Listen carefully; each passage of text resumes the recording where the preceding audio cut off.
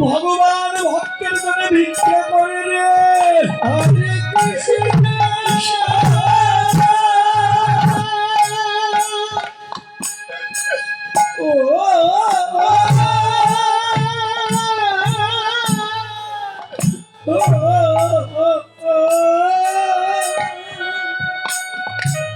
কৃষ্ণ কৃষ্ণ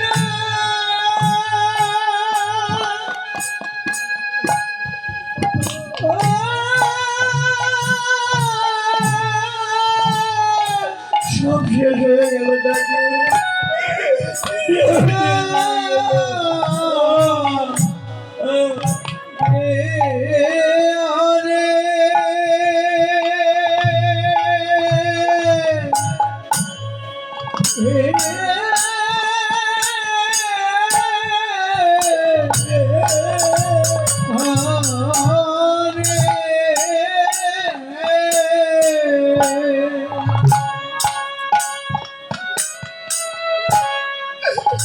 হরে হরে রাম হরে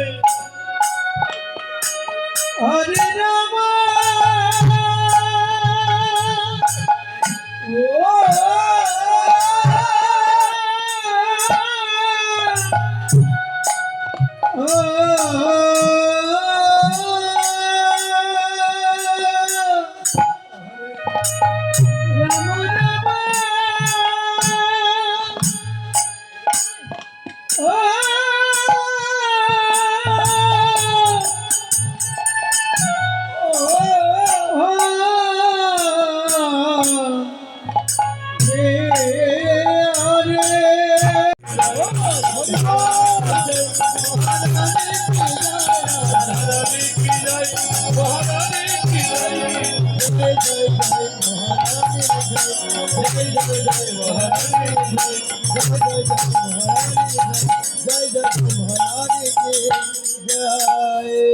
আমার বহুটি বাবারা আপনাদের মাঝে।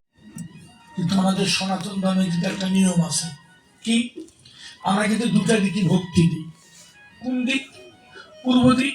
এরকম দিক পূর্ব না, পূর্ব উত্তর, এই দুই দিকে ভক্তি দিই। আমরা কিন্তু দক্ষিণ দিকে ভক্তি দিই না, পশ্চিম দিকে ভক্তি দিই না। কেন? এই দুই দিক কি দোষ করলো? ভগবান নেই, ভগবান নেই। এই দুই দিকে ভগবান নাই না, খালি দুই দিকে ভগবান আছে। দুই দিকে আল্লাহ, দুই দিকে ভগবান। এটা হলো যারা মুখ কালো, তারা নাই আল্লাহ ভগবান। দুই ভাই গীতাই বললো, হে অর্জুন, গীতা খুলে দেখবেন লেখা আছে, গীতাই বলেছে, হে অর্জুন, যার দেহে প্রাণ আছে, মরণদার গীতার কথা, গীতায় লেখা আছে, যার দেহে প্রাণ আছে তার দেহে আত্মরূপে আমি ভগবান। তাহলে তাই যদি হয় বাবা, আমি উত্তর দিকে কীর্তন করছি, পিছনে যে এরা বসে আছে, এদের মধ্যে তাহলে ভগবান নাই? যদি গীতা মানে, গীতা তো মানতে হবে, গীতা না মানলে হবে না। অন্য শাস্ত্রকে ফেলতে পারে, গীতা মানতে হবে, কারণ গীতা হলো ভগবানের মুখনিসৃত বাণী। তাহলে গীতাতে বলেছে, অর্জুন, যার দেহে প্রাণ আছে তার দেহে আমি ভগবান। তাহলে এরা তো আমার কিছু বসে আছে, এদের মধ্যে ভগবান নাই। ভগবান কোন দিকে ছাড়া আছে বাবা? তুমি যে দিকে তাকাবা সেই দিকে ভগবান দেখবা। কথা বলো না।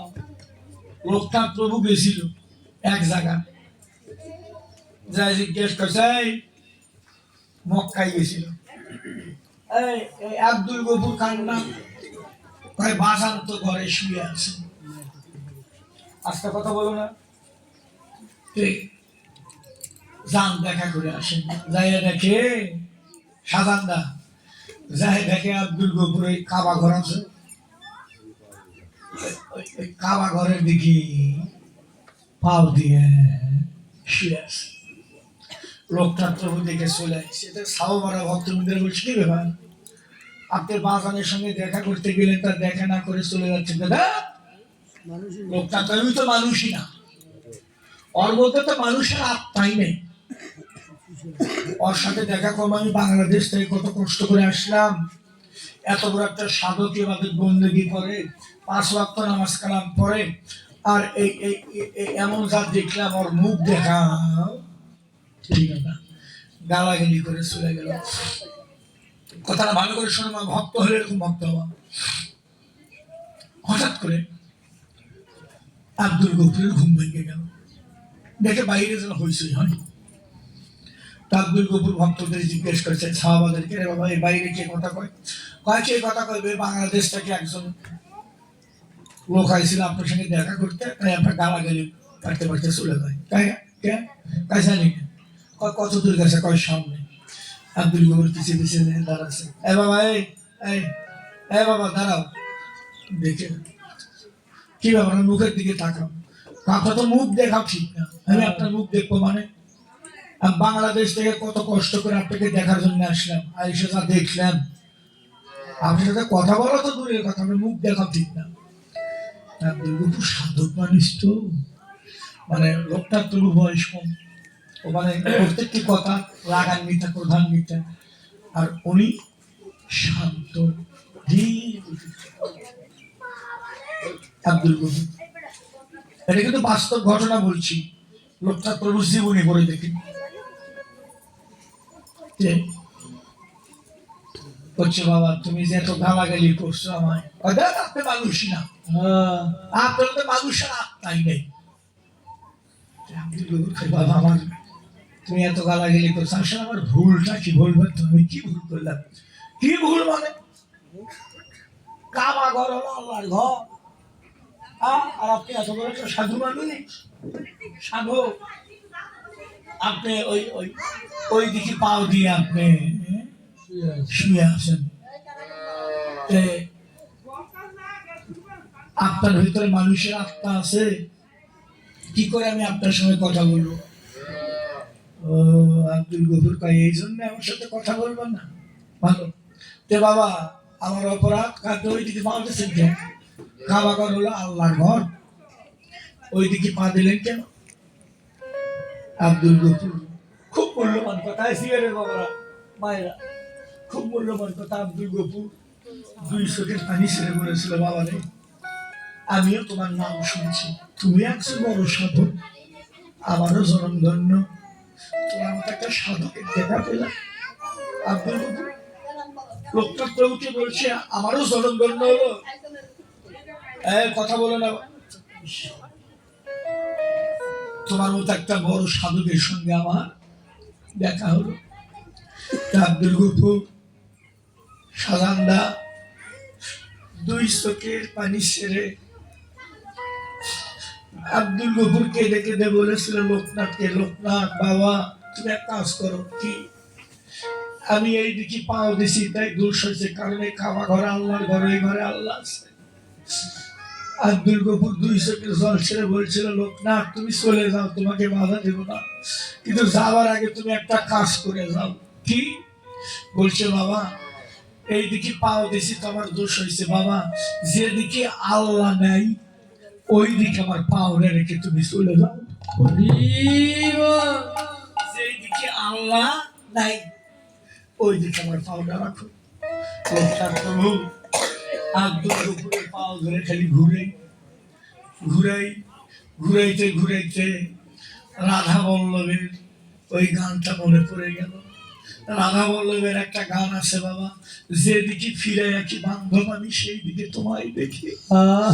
যখন এই কথা লোকনাথ মনে পড়ছে, তখন লোকনাথ প্রভু আব্দুল গফুরের স্মরণটা রেখে লোকনাথ প্রভু আব্দুল গফুরের স্মরণে পড়ে গেল। হরি বল, হরি বল।